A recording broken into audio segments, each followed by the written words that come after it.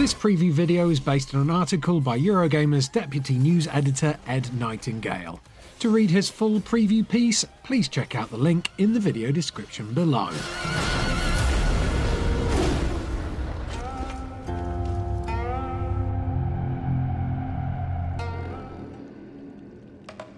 It's a bit of a running joke now, really. Every time a new action game is revealed, it's instantly compared back to From Software's work with the question, yeah, it looks great, but is it a Soulslike? It happened with Black Myth Wukong, and it's happening again with Phantom Blade Zero. So much so that the developer had to release a statement refuting the fact that the game is a Soulslike. In an interview, it even admitted that, as a new studio, it doesn't have the privilege of From Software to make you frustrated while you're playing. That's not to say there isn't an influence, of course. Developer S-Game, in that same statement, did describe the game's world as just like the Souls games before Elden Ring.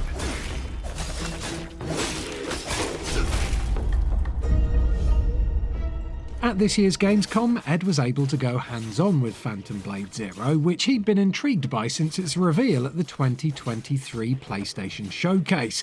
However, the demo was essentially just a series of 3 boss fights, and as such, Ed didn't really get a sense for its world design, though at least he found out that regular enemies do not respawn and that currency isn't lost at death.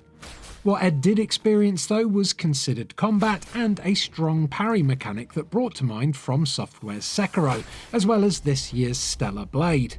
Phantom Blade Zero is a fast-paced action game that's speedy and stylish, with a hard mode that has the potential to be transformative.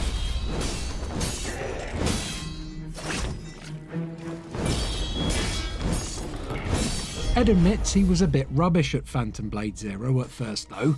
As with any game of this type, it takes a second to get used to its peculiar rhythm. Control-wise, Phantom Blade Zero puts attacks on the face buttons and dodge and parry on the triggers, and after too long playing Elden Ring, Ed's urge to repeatedly hit circle to dodge was strong, which awkwardly, for him, resulted in frequent failure. However, dodge and parry are key to success. Thankfully, on top of regular attacks from enemies, special moves are telegraphed in a quick, colourful flash. Blue brutal moves are meant to be parried and red killer moves to be dodged. The timing for both felt generous, and the result is a ghost step, a slow motion spin behind an enemy ready for a full combo of brutal slices. The coloured attacks are what reminded Ed of Stellar Blade the most, though in practice the game felt somewhere between Sekiro and Ninja Gaiden. Rhythmic parries provide a clear opening, but light and heavy attacks can be alternated in a variety of flashy combinations.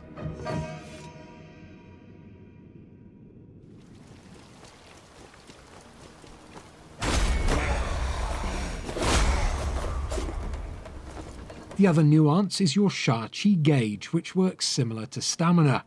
Combo attacks involving heavy swings and constant blocking will reduce the Sha-Chi gauge, but basic attacks, dodges and parries do not. It's this that negates button bashing and rewards careful management and perfect parry timing.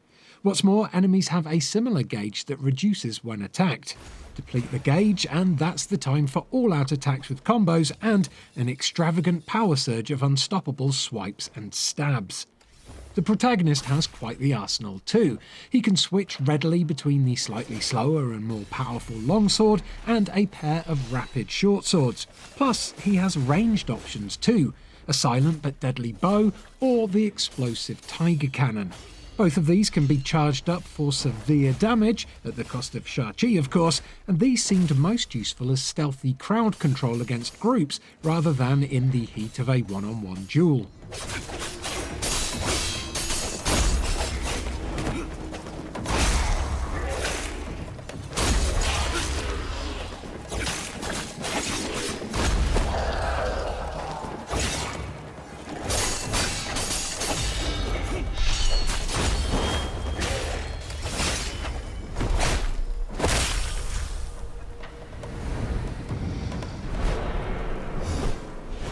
Putting this all into practice, Ed played through 3 boss fights against various armoured warriors that all featured washed out, almost monochromatic visuals.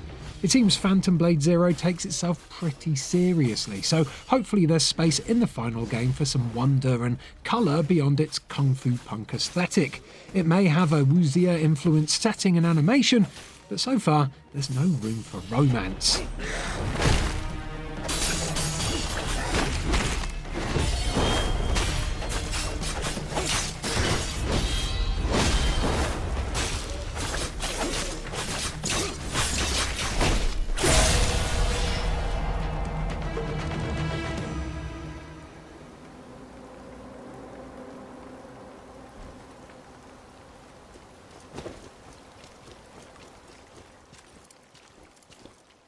The third and ultimate boss fight of the demo was against Zing, the sunken pillar of Kunlun.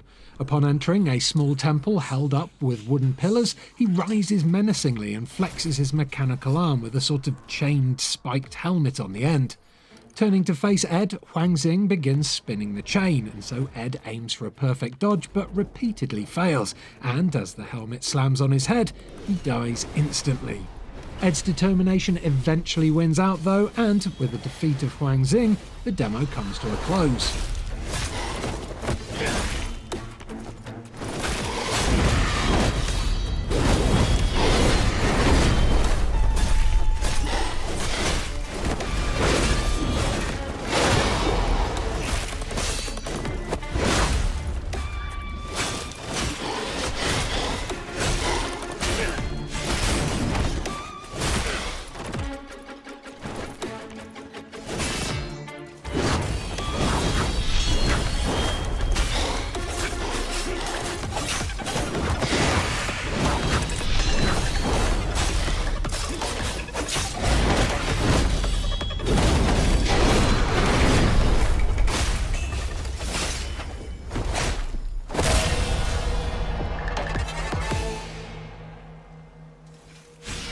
"Do you want to try hard mode?" Ed was then asked by one of the developers. Expecting an incredibly tough time with his lack of skills blown up on the big screen in front of him embarrassingly for all to see, Ed reluctantly agreed. But instead of this happening, somehow it all locked into place. The first boss, Taisha the Frenzy, lunges at Ed with an axe, but he parries it with ease and pirouettes around before unleashing a hellish barrage of sword swipes. Then he parries back some form of projectile, a sudden reflex that works in his favour, and after more deadly strikes, the boss is dead. It happens all too quickly, but at this point he's found himself locked into the tempo of the game. He is the master.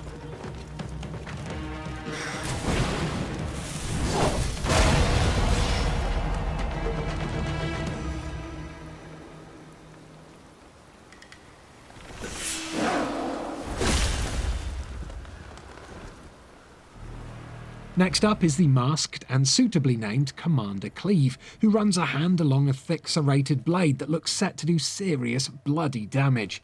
Instead, Ed continues to be the one in charge. He leaps away from his spinning swings and quickly emerges victorious with nary a scratch.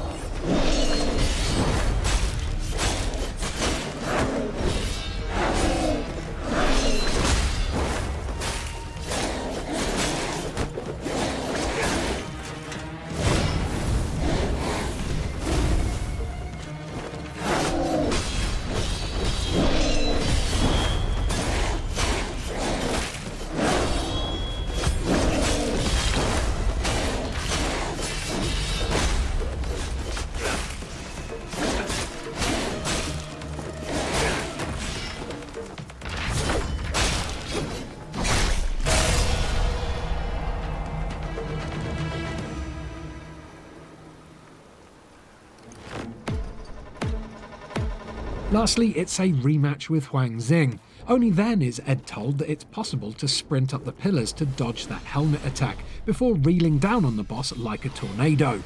With dodges and parries now securely locked beneath Ed's fingers, Zing is not long for this world.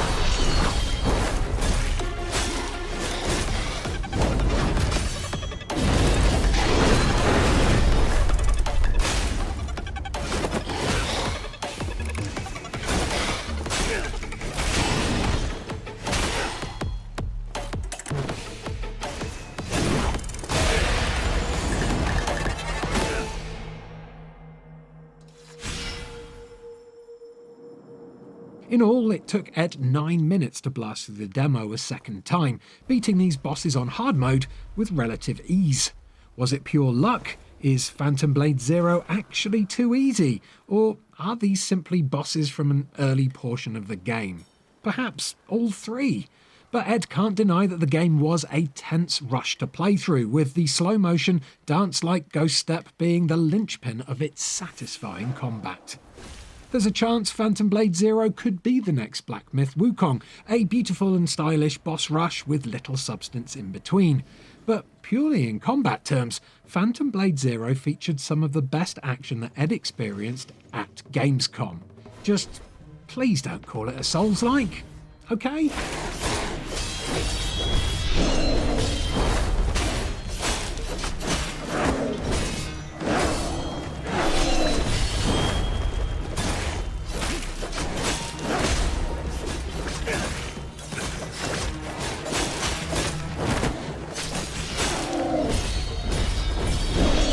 Thanks for checking out this Phantom Blade Zero preview video. As mentioned before, if you'd like to read Ed's full preview, do follow the link in the video description below. Do like this video if you enjoyed it, and please subscribe to Eurogamer for almost daily videos about video games, and why not click on some of these other previews that are on screen and clickable right now. Goodbye.